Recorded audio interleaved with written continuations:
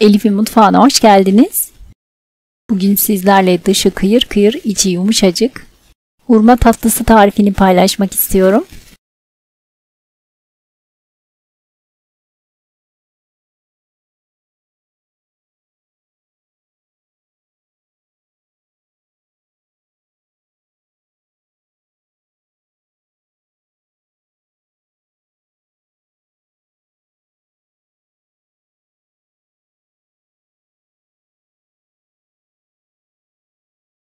Öncelikle şerbetimizi hazırlayalım.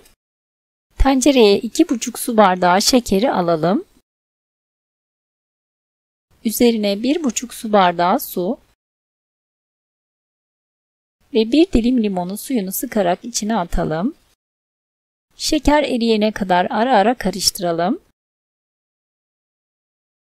Kaynamaya başladıktan sonra kısık ateşte 10 dakika kaynatıp ocaktan alalım ve soğumaya bırakalım. Tatlımızın hamuru için yoğurma kabına 1 adet yumurtayı alalım. Üzerine 1 çay bardağı sıvı yağ, 1 çay bardağı süt ve 1 paket vanilya ekleyip karıştıralım.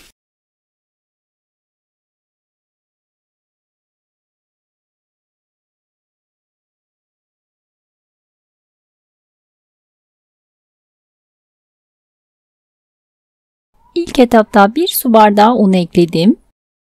Üzerine 1 tatlı kaşığı kabartma tozu ekleyip karıştıralım.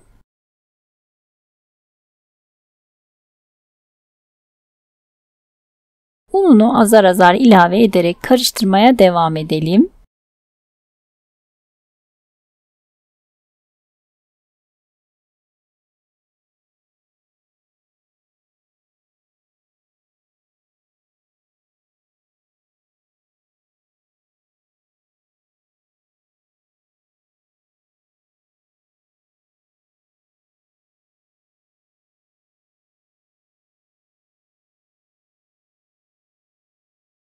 Hamur toparlandığında spatulayı içerisinden alalım ve ununu azar azar ilave ederek elimizle yoğurmaya devam edelim.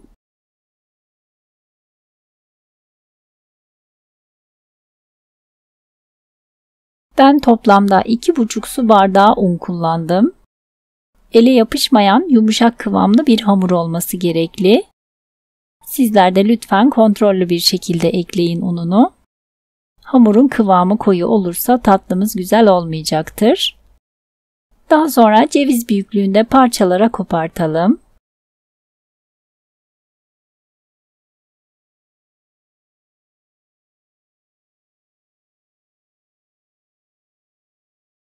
Videoda gördüğünüz gibi tatlılarımıza şekil vermek için şekilli kesme aparatını kullanacağım.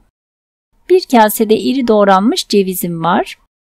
Videoda gördüğünüz gibi aparatın üzerini parmaklarımızla yağlayalım. Hamuru aparatın üzerine yayalım. Hamurumuz kalın olmasın, ince bir şekilde açmamız gerekli.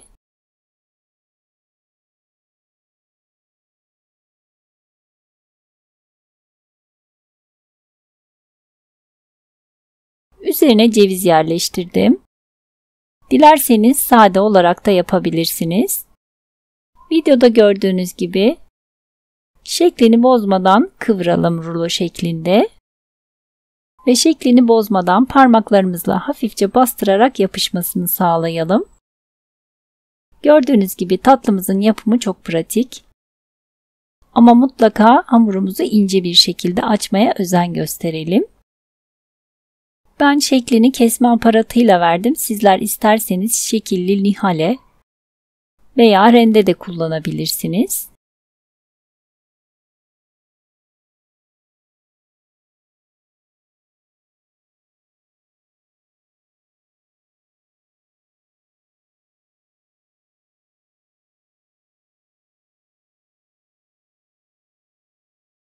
Tüm tatlılarımızı hazırladıktan sonra tavanın içerisine bol miktarda sıvı yağ alalım ve hafifçe kızdıralım. Tatlılarımızı üzerine atalım.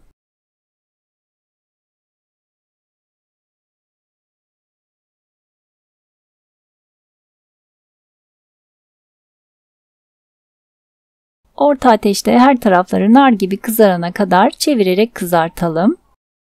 Tatlılarımızı mutlaka orta ateşte kızartalım, yoksa içi hamur kalacaktır.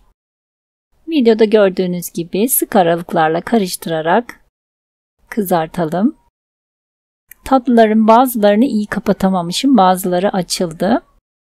Sizler dikkatli bir şekilde kapatırsanız açılmayacaktır. Nar gibi kızaran tatlılarımızı yağını iyice süzdürerek soğuk şerbetin üzerine alalım. Ve şerbetin içinde ara ara çevirerek veya karıştırarak 4-5 dakika kadar şerbetini çekmesini sağlayalım.